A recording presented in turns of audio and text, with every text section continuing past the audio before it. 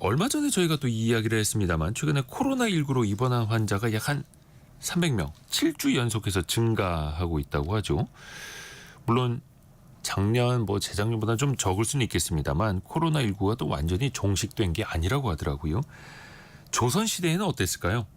홍역, 말라리아, 이른바 괴질이라고 하는 질병들 우리 선조들을 많이 괴롭혔다고 하는데요. 백신도 치료제도 없던 시절에 우리 선조들은 어떻게 버티고 이겨냈을까요? 이한 작가와 함께 조선시대로 떠납니다. 안녕하세요. 안녕하세요. 왜 학을 뗀다는 표현 있잖아요. 그렇죠. 이게 그 예전부터 좀 흘러내려오던 그런 표현이라면서요. 예, 여기서 말한 학이란 예. 바로 학질입니다. 학질. 예, 학이라는 한자만 보더라도 굉장히 모질다라는 뜻이 있거든요. 그러니까 굉장히 아픈 병이라는 뜻이었죠. 근데 말라리아는 인류의 역사상 굉장히 오랫동안 수수께끼에 있었던 병입니다. 걸리는데 왜 걸리는지를 계속 몰랐어요. 그래서 이 말라리아가 어떻게 걸리는지를 밝혀낸 사람이 노벨상을 받았는데요. 예, 이게 세균이 아니라 그 모기 속에 있는 원충이라는 원시 생물이 있습니다. 이게 사람 몸으로 들어와서 생기는 질병이거든요. 그러니까 지금 이제 모기 때문에 걸린다는 거 알았는데 당연히 조선시대에는 몰랐을 거고요. 그렇죠. 서양 사람들도 몰라서 우리가 말라리아라고 하는데 이 말이 그 나쁘다, 안 좋다는 말자에다 아리아가 공기라는 뜻입니다. 그러니까 사람들은 나쁜 공기 때문에 걸린 병이다라고 했을 정도로 그 수수께끼에 있었던 병입니다. 그럼 말라리아라는 병의 그 이름 자체도 사실은 잘못 정해진 거네요. 몰라서. 예, 그렇죠. 그런데 이 말라리아 원충이 이제 몸에 들어오게 되면은 이 말라리아 원충이 좋아하는 음식이 헤모글로빈입니다. 사람 몸에. 그래서 적혈구를 냠냠냠냠 먹기 때문에 말라리아 걸린 사람은 빈혈이 생겨요. 그러다가 한 4~5일 정도 있다가 갑자기 또 이제 그 백혈구들이 확 늘어나서 몸에 열이 확 오릅니다. 열이 오르죠. 그래서 말라리아가 3~4일을 그 단위로 해서 열이 올랐다 내렸다 하는 증세가 있거든요. 그래서 조선시대 때는 3일 학이다, 4일 학이다 그런 식으로 불렀습니다. 또 조선시대 사람은 3번 열이 올랐다 내리면 말라리아가 낫는다 그렇게 믿기도 했고요. 사실 말라리아, 학질 진짜 무서운 질병이었겠죠. 그쵸. 지금이야 약이 잘 나온다고는 합니다만 조선시대에는 정말 두려운 질병이었고. 예. 요즘도 약간 한국에 나타났다고 하더라고요. 또 이게 모기가 사람 봐가면서 무는 게 아니잖아요. 그렇습니다. 누구나 다 물릴 수도 있는 거고. 예. 왕이나 왕족에 대한 기록도 많이 남아있나요? 사실 이 말라리아 관련해서. 말라리아는 거의 그 굉장히 많은 왕족들의 목숨을 뺏어간 질병이었는데요. 그래요? 예, 대표적인 사람이 바로 태종의 왕비이자 세종의 어머니였던 원경왕후 민씨입니다. 원경왕후. 예, 드라마로도 많이 나왔죠. 네, 이분이 세종 2년 때, 그러니까 셋째 아들이 왕이 됐을 때 그때 말라리아에 걸립니다. 그러니까 5월에요. 그래서 이제 병이 심해지니까 그 간호를 나선 사람이 있었으니 말썽쟁이 큰아들도 그다음에 불심이 두터운 둘째 아들도 아니라 현역 왕이었던 세종이 자기 일을 내팽개치고 달려와서 엄마 간호를 시작합니다. 왕이 된 다음에. 예.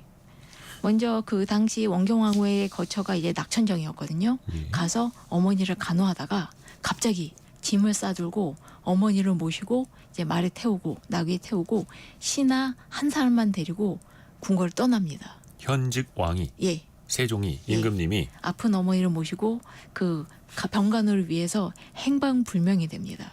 아니 근데 임금님이 어디 행차하시는 것만 해도 어마어마하게 큰 일인데 예. 신하 한 명만 데리고 그렇죠. 어머니 모시고 그리고 궁을 그냥 나갔다고요? 나가서 맨 처음에 이제 그 절에 가서 거기에 이제 자기가 직접 방을 쓸고 닫고 어머니를 눕혀놓고 직접 그 물 마시게 하고 간호를 하면서 그 당시 불교에서 이제 그 병을 낫게 해주는 신이 이제 그 신은 아니고 부처님이 약사열애거든요. 자기가 직접 약사열애한테 빌기도 하고 또 계속 어머니를 모시고 여기저기 돌아다니고 중간에 길을 잃고 헤매기까지 했습니다. 야, 세종대왕이 예. 직접 어머니를 모시고 절에 가서 예. 방을 쓸고 닫고 예. 어머니 눕히고 이만한 기도도 효자가 드리고. 없죠. 예. 진짜 효자네요. 그렇죠. 근데 왜 여기저기를 막 돌아다닌다는 거예요? 이게 그 학질의 치료법이자 옛날 사람들이 생각했던 치료법인데 네. 술사둔가법이라고 합니다. 뭘 둔갑을 해요? 예, 그게 이제 일종의 주술적인 방법인데 심한 병을 앓고 있는 환자가 있는데 환자를 빨리 옮겨버리면 예. 병이 따라오지 못해서 사람이 낫는다고 믿었습니다. 옛날에 의학 과학이 예, 별로 없었으니 그렇죠. 그냥 저기 병 나쁜 기운이 쫓아오기 전에 우리가 도망가면 병이 떨어질 것이다. 그렇게 믿은 거고요. 아, 그 그래서 학을 세종이는요. 떼다. 예, 그래서 학을 떼다는 얘기 나온 거예요. 이야, 그리고 그래서 길을 잃어버리기도 하고요. 예, 그러니까 정말 학을 떼려고 했는데 위험하죠. 본인이 길을 잃어버리고. 그래서 다행히 아이고야. 찾아왔습니다. 또 이제 아는 사람 집에 또 묵기도 하고, 그러니까 여기저기 계속 돌아다닙니다. 그래요. 술사 둔갑법. 아이고 예. 이게 참. 그렇게 되니까 이제 나라가 난리가 났죠. 왕이 행방불명이 된 거예요. 그러게 임금님을 잃어버린 거 아닙니까 그렇습니다. 나라가. 근데 당시 다행히 당시엔 전화도 없었을 텐데. 그 상황이던 예. 태종이 있기는 했습니다. 아, 그러니까 궁에는 일하기 태종이 있었고. 그렇죠. 그래서 태종도 세종이 어디 갔는지 알 수가 없어서 깜짝 놀란 거예요. 아 그러면 아버지한테도 말 안 하고 나간 거예요? 그렇죠. 어. 그래서 빨리 세종이 찾아봐라. 왕이 어디인지 찾아봐라. 아 이거는 그 병도 모르게 병을 떼내야 돼서 그렇죠. 몰래 나간 거니 음. 다른 사람한테도 알리질 말아서 했던 거예요. 왠지 가출 같긴 했습니다만.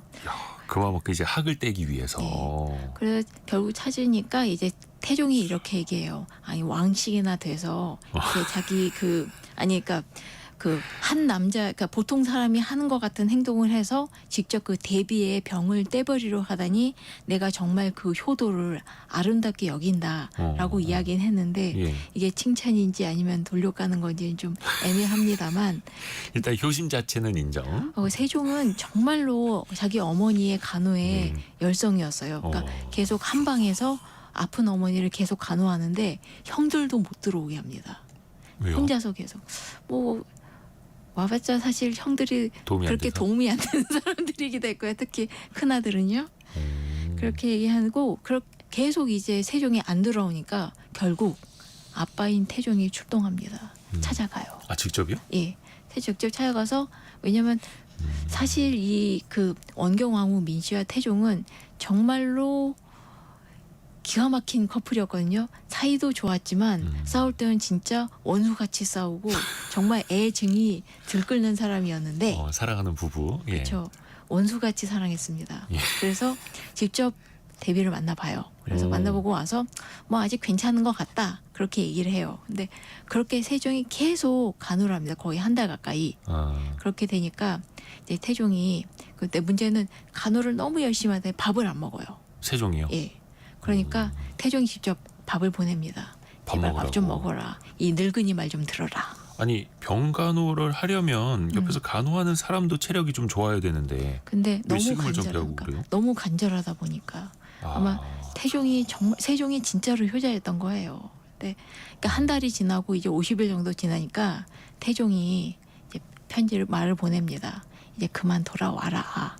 그 원경왕후가 이제 열이 3번 올랐다 내렸다 했으니까 이제 웬만큼 그 차도는 있을 것 같고 차라리 이제 궁에 돌아와서 궁에다 모셔놓고 간호를 하자라고 얘기를 합니다. 그러면 지금 세종대왕이 그럼 어머니 모시고 간병하러 떠난 게 좀 얼마나 된 거예요? 한 대략 한 50일 정도 그렇게 됐어요. 2달 가까이? 예. 그동안에 그러면은 궁을 비운 거예요? 나라 업무가 마비가 됐습니다. 나라 행정 업무가. 그렇죠. 각 지방의 지방관이 임명이 안 될 정도였어요. 막 인사를 예. 내려야 되는데. 그거 없으니까. 그러니까 사실 태종이 좀 해도 조금 하긴 했는데 이제 힘들잖아요. 그러기도 하거든요. 사실 말도 안 되는 거였고. 그래서 이제 태종이 계속 세종한테 밥 먹어라. 네가 밥을 잘 먹어야지 늙은 나한테 효도를 하는 거 아니니?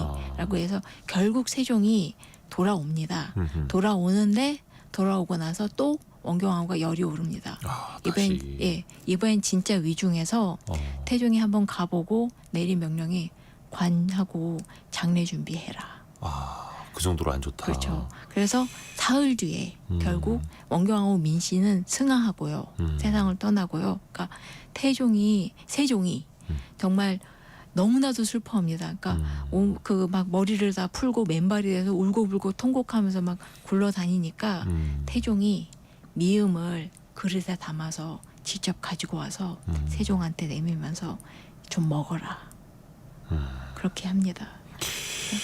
아유, 아무튼 그 정도로 궁에서도 이거는 피할 수가 없었던 학질, 말라리아 이야기였고 세종의 집안에도 이런 또 아픔이 있었고. 그렇죠. 또 다른 유명한 사람들도 많이 걸렸어요, 학질을? 그렇습니다. 정말로 많은 사람들이 학질을 걸려서요. 그 성우사자선 이익이라던가 예. 그 다음에 이제 그 소현세자나 그런 사람들도 많이들 학질을 고 이순신 장군도 걸려서 고생했습니다. 그래서 지금 그렇기 때문에 지금은 말라리아가 마치 다른 얘기처럼이지만 전 세계적으로 수억 명이 걸리고요. 지금도. 예, 1년에 60만 명이 이 말라리아로 죽습니다. 그러니까 지금 이제 이제 다 없어진 병 아니냐라고 쉽게 생각하지 마시고 부디 몸 조심 건강하시고 다행히 말라리아는 약이 있으니까요. 잘 치료하셨으면 그러니까 좋겠습니다. 사실 또 우리나라에서는 이 말라리아가 또 이렇게 심각한 병으로는 이제 많이 못 느끼는 게 그렇죠. 이게 우리나라 이야기는 아닌 것처럼 근데 가끔 뉴스를 보면은 이런 게 또 이제 나타나고 있다라는 그렇죠. 소식이 또 간간히 또 들리기도 하고요. 조심해야겠네요. 예. 이순신 장군도 말라리아에 걸렸었다라는 것도 처음 알았네요. 예, 모기가 있으면은 거의 걸려요. 그래서 학에 걸렸다 하면서 무슨 정약용이나 그런 사람들도 거의 무슨 편지에 보내요. 이번에 학질을 걸린다. 그런데 말라리아에 걸리면은 그냥 튼튼한 사람이야 조금 하더라도 어린애들이 많이 죽어요. 그렇죠. 아이들이. 그래서 그 말라리아로 아이 잃은 사람들 얘기 편지를 보면은 진짜 슬퍼요. 그게 많은 편지가 또 역사 속에 남아 있고요. 네네. 그래서 이게 학을 뗀다라는 표현이 말라리아 학질을 뗀다라는 건데 이게 떨어져서 좋다라는 것도 있지만 그 과정이 그만큼 괴롭다라는. 또 하나가 우리가 많이 쓰는 표현 중에 하나가 홍역 치른다. 그렇습니다. 이게 참 요즘에는 홍역이라는 말 별로 쓸 일이 없기는 한데 그렇죠. 조선 시대에도 이거 정말 무시무시했겠죠. 네, 그래서 몇 년 전에 대구에서 한번 번진 적이 있습니다. 홍역이. 네, 요즘은 진짜 거의 없어진 병처럼 느껴지지 않지만 이게 홍역은 거의 감기랑 비슷합니다. 증상이요? 예, 감기랑 비슷한데 몸에 빨간 반점이 나타나요. 네네. 그래서 조선시대 때는 이 빨간 반점이 7번 올라오면 낫는다 해서 별명이 칠발이었습니다. 오르락 내리락 오르락 내리락. 네, 그러니까 빨간 점이 나타난 게 그렇긴 한데 이 홍역이 특히 무서운 게 전염성이 대단히 높습니다. 맞아요. 보통 이게 전염 개수라고 하거든요. 한 사람이 환자가 있으면은 이 사람이 몇 명한테 옮기나 코로나만 하더라도 2-3명에게 옮기는데 네. 홍역은 12명에서 18명한테 옮깁니다. 맞아요. 그래서 저 어릴 적에도 초등학교 때 홍역 걸린 친구 하나 있으면 바로 학교 나오지 말라고 그렇죠. 하고. 굉장히 위험한 병이었죠. 그랬죠. 그리고 여러 가지 특히 위험한 게 홍역이 한번 걸리면 몸의 면역 체계가 리셋이 돼가지고 다른 병이 더 심하게 쉽게 걸리게 돼 있습니다. 면역 체계가 깨져버린다. 네, 그렇습니다. 그래서 더 무서운 거네요. 예, 홍역의 별명은 홍진이라고도 하고 네. 마진 또 당진이라고 하는데 여기서 말하는 당은 당나라 당인데 실제로는 중국입니다. 네. 중국에서 건너온 병이란 거예요. 이제 성우사설 같은데 기록을 보면 워낙 조선에 없었던 병이었던데 100년 전에 들어왔다. 여기서 말하는 100년 전이 언제냐? 임진왜란 때 명나라 군대 사람들을 통해서 이 땅에 들어온 거예요. 근데 처음에 홍역이 나타났을 때만 하더라도 이게 처음 보는 병이고 그리고 면역력이 전혀 없다 보니까 사람들이 굉장히 많이 죽었습니다. 그래서 이제 한 10명 중에 7, 8명이 죽었다 할 정도로 심했는데 이렇기 때문에 광해군 시대 때 바로 유명한 허준을 시켜서 이 병의 치료법을 정리하게 했는데 이 만든 것이 신찬병원방 그거 벽역신방인데 여기서는 홍역을 당홍역이라고 했습니다. 역시 중국에서 당나라에서 온 홍역. 병이란 거죠. 이걸 또 나중에 다 정리한 게 또 동의보감이죠. 허준 선생의 동의보감. 예, 여기에도 이제 당연히 홍역에 대해 나왔을 거고. 그럼 그렇습니다. 뭔가 좀 치료법을 찾았던 거예요? 아까 얘기했듯이 이게 감기와 비슷한 병이기 때문에 사실 뾰족한 약이 있다기보다는 대증요법 잘 먹고 잘 쉬고 하는 게 그나마 유일한 치료법인데요. 이것도 항상 아이들이 많이 죽는데 그렇다 하더라도 최선을 다해서 그때 국가가 특히 정조 때 이 홍역이 크게 유행했을 때 국가가 책임져서 환자들을 치료하는 체계를 만들었습니다. 그 서울을 기준으로 해서 서쪽하고 북쪽은 전이서 그리고 그 동쪽하고 남쪽은 해민서에서 치료를 하고 그 의사들한테 24시간 돌아가면서 숙직을 하게 하고 그 다음에 아픈 사람은 와서 그 약을 받아갈 수 있게 하고 그리고 만약에 의사가 없으면 주변에 다른 의사를 데려와서 근무를 시키는데 참 재미있는 게 꼭 밥을 챙겨주게 돼 있습니다. 다른 거 몰라도 밥은 그래서 역시 밥은 먹어야지 생각이 들고 그 당시 또 중환자가 있을 경우에는 그 환자가 이제 그 말을 타고 갈 수 있게 말과 밥 먹는 거를 그 말에 밥까지도 준비했는데 재미있는 건 이때 이 환자를 치료할 때 네. 환자를 보지 않고 등을 돌려서 진료를 해라. 왜요? 왜 등을 전염이 돌려서? 된다는 거 알고 있었던 거예요, 이 사람들은. 아, 그럼 최소한 호흡기 예. 직접적으로 이제 그러니까 맞닿는 건 피하기 위해서. 그래서 뒤 돌아서 하라고 그런 얘기가 있습니다. 그게 또 어찌 됐든 간에 그렇게 연구를 통해서 뭔가를 찾아내려고 했었던 거고. 그렇죠. 정조 이야기가 또 나옵니다. 예, 예. 왜냐하면 그 홍역의 가장 큰 피해자가 바로 정조였습니다. 아까 얘기했듯이 1786년에 홍역이 번져서 무려 37만 명이 죽었습니다. 조선에서 37만 명이요? 예, 예. 홍역으로? 예. 한 해요? 그 여러 년에 그 거의 1년 단위였는데 물론 이게 직접 그 당시에 죽은 사람도 있고 이제 오래된 무덤을 센 것도 있어서 정확한 숫자는 아닙니다만 적어도 이렇게 정말로 심하게 전국적으로 번졌습니다.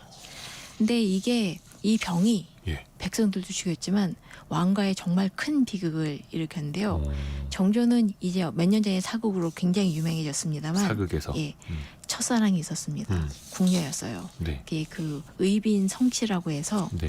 원래 그 궁녀로서 이제 궁에 들어와서 정조와 어렸을 때서부터 같이 자란 여인이 있었는데 그 정조가 15살 때 고백을 했다가 차였습니다. 15살에. 예.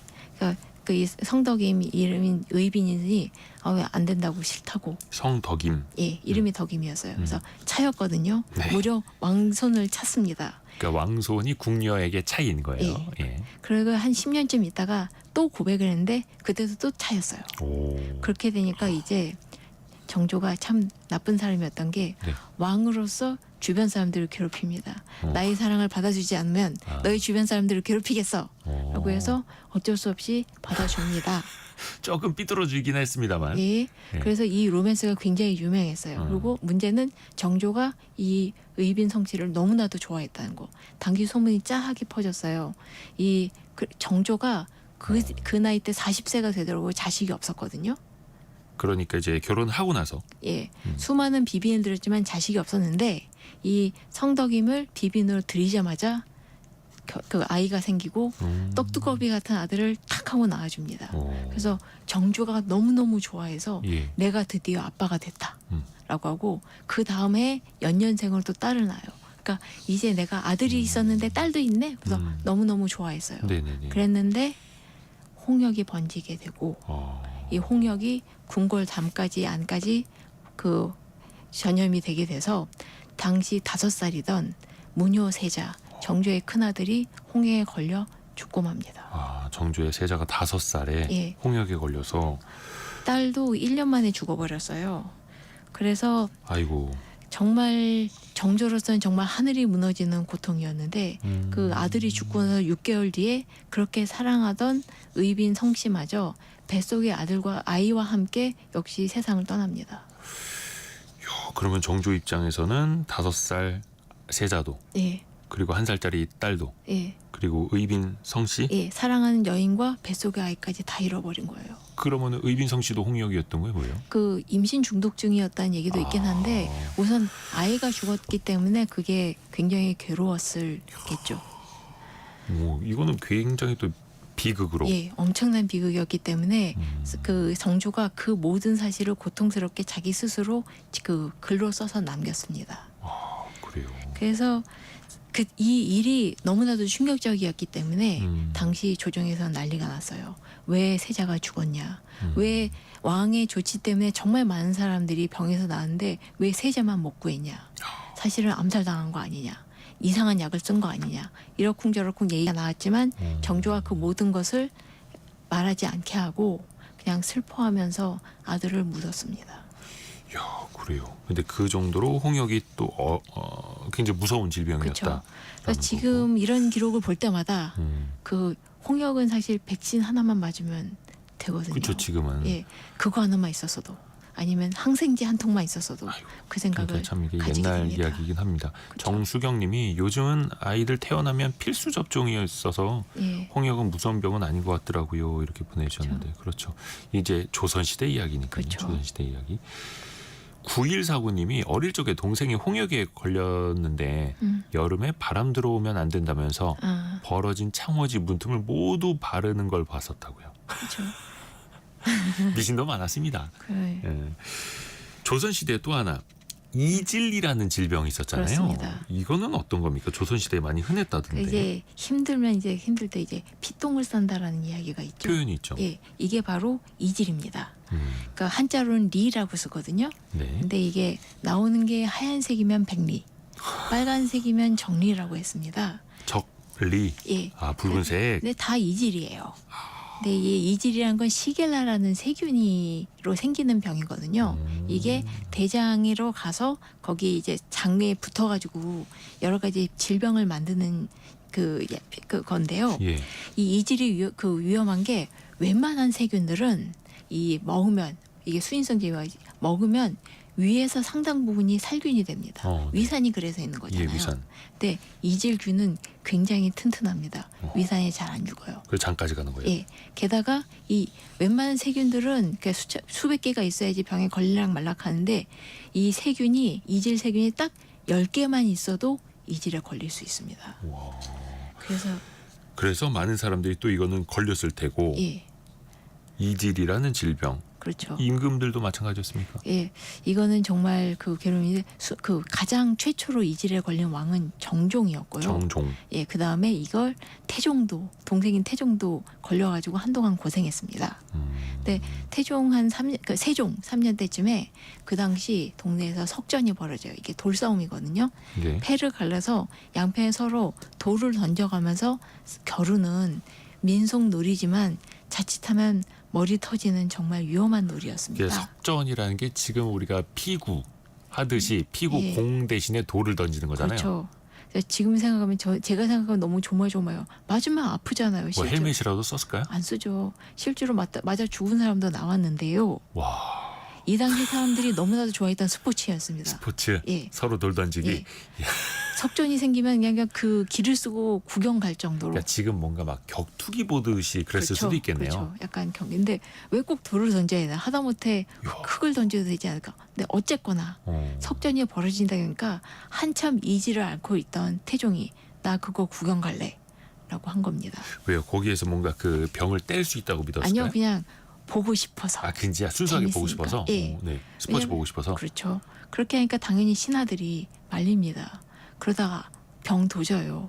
근데 이때 태종이 한 말이 재밌습니다.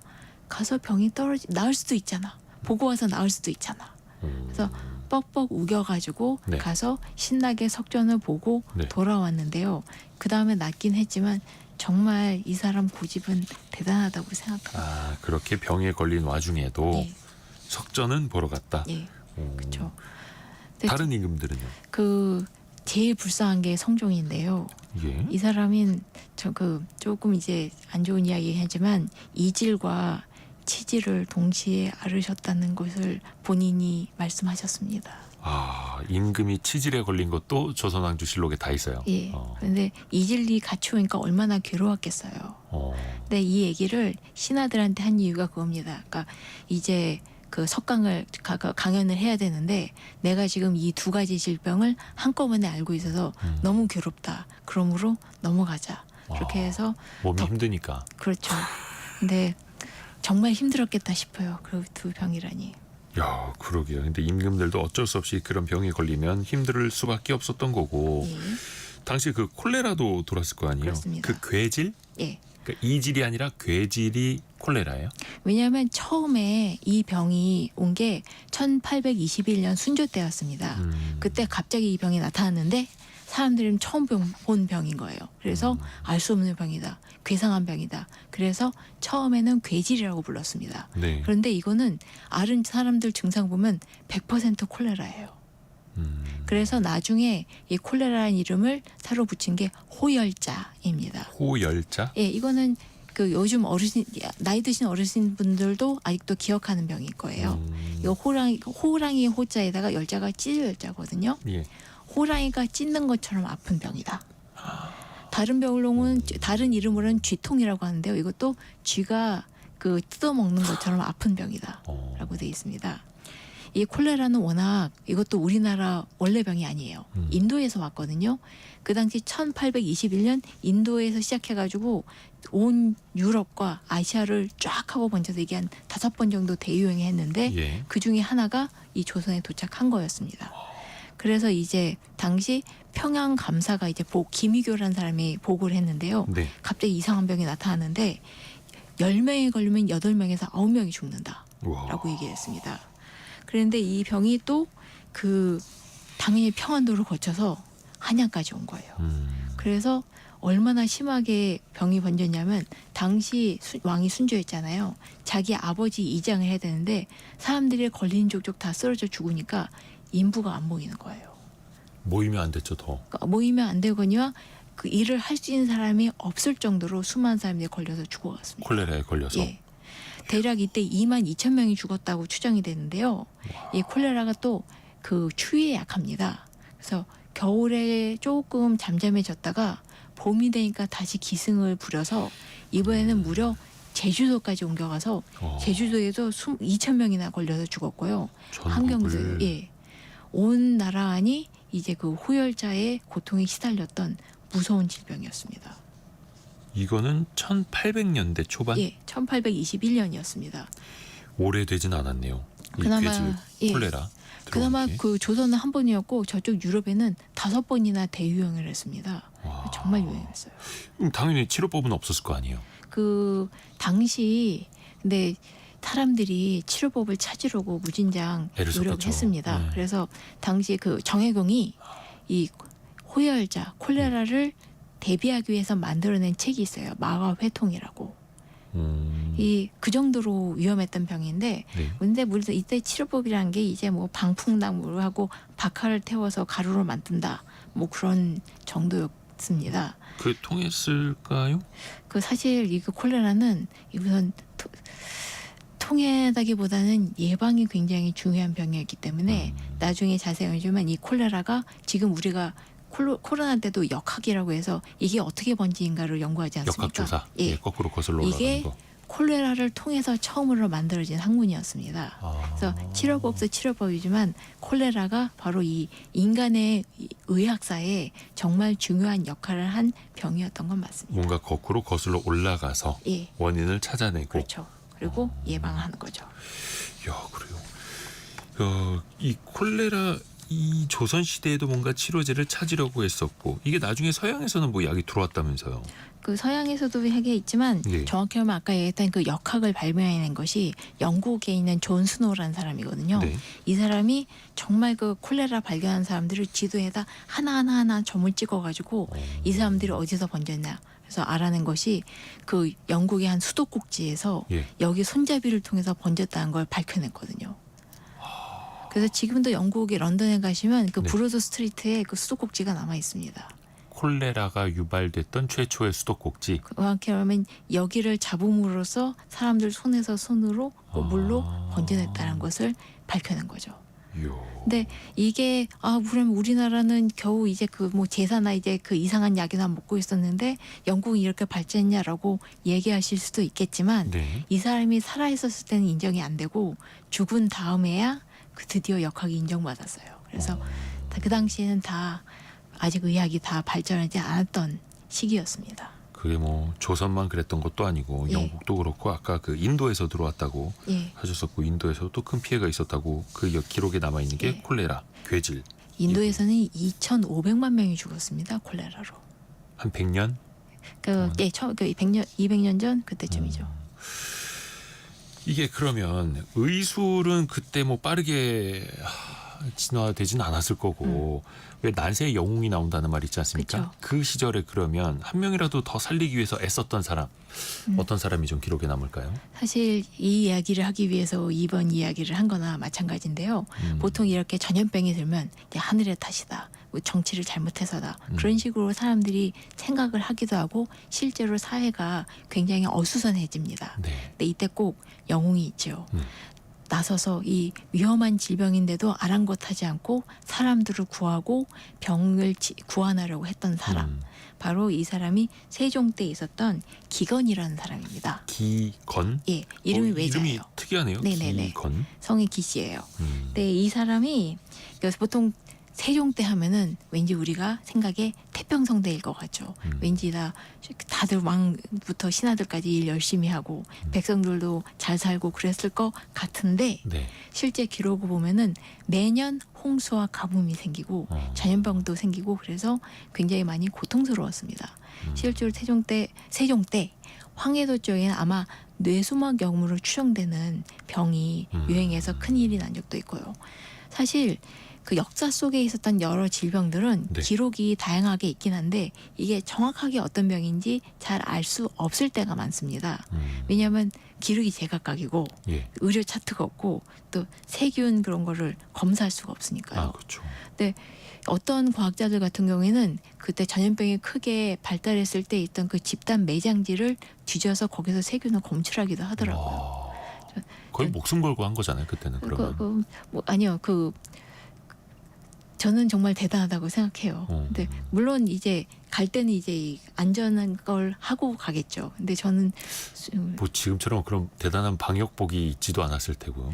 현대 과학자, 현대 역사가들이 지금 예. 현대 얘기하셨던 거예요? 현대 과학자들이 그 수백 년 된, 천년 된 유전지를 옛날에 매장지 가서 예. 당시의 병원균을 검사하기 위해서 찾아내기 위해서 찾아낸 게 더 신기하더라고요. 연구하기 위해서. 예.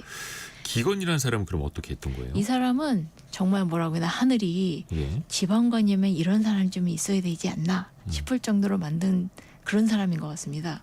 왜냐하면 보통 그 춘향전에도 나오고 보통 사도들은 악당들이잖아요. 괴롭히고 이제 곤장이나 때리고 그런데 이 사람은 정말 백성을 위하여 백성들을 위해서 모든 일을 하는 그런 사람이었습니다.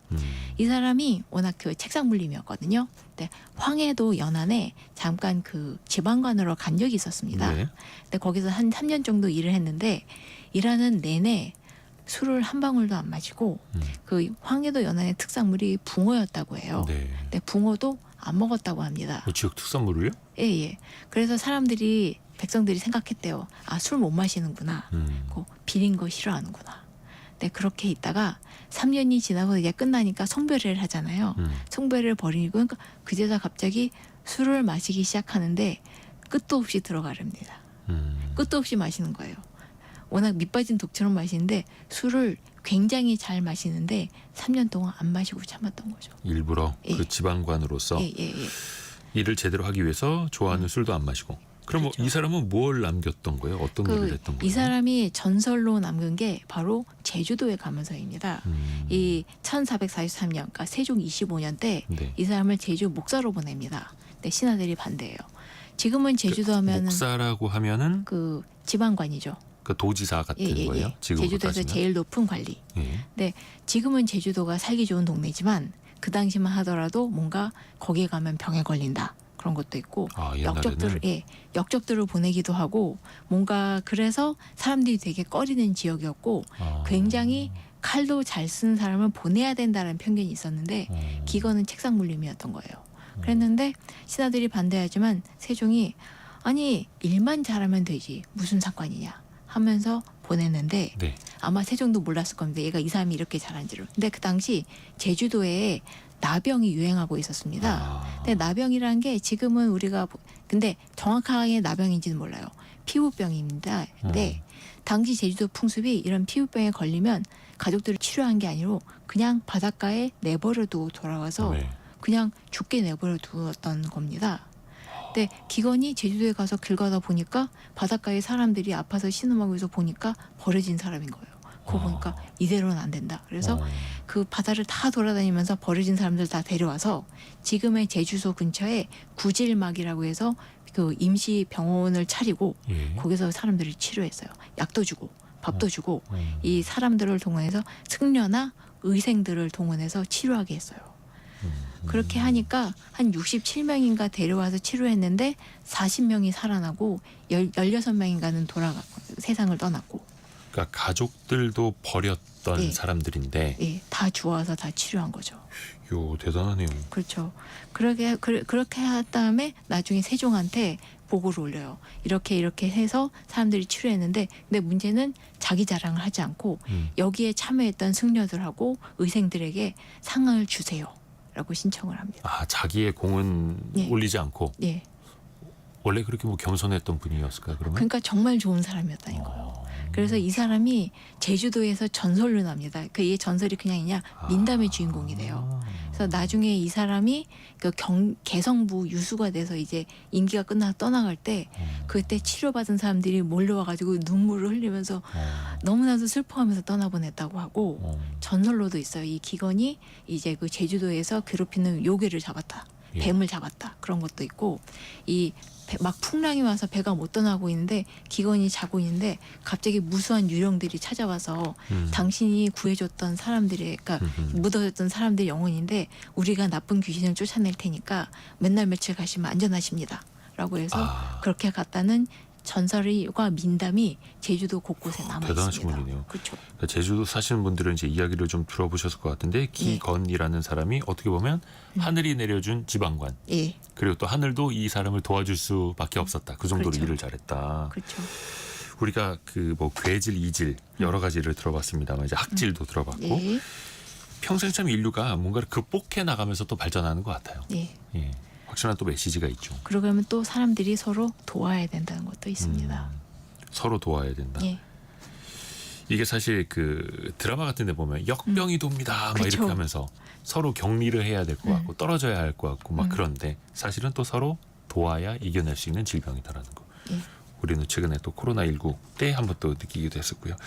조선시대의 질병 그리고 또 우리 선조들을 어떻게 이겨냈는지를 들어봤습니다. 역사 커뮤니케이터 이한 작가였습니다. 고맙습니다. 감사합니다. 라디오 정보센터 다녀옵니다.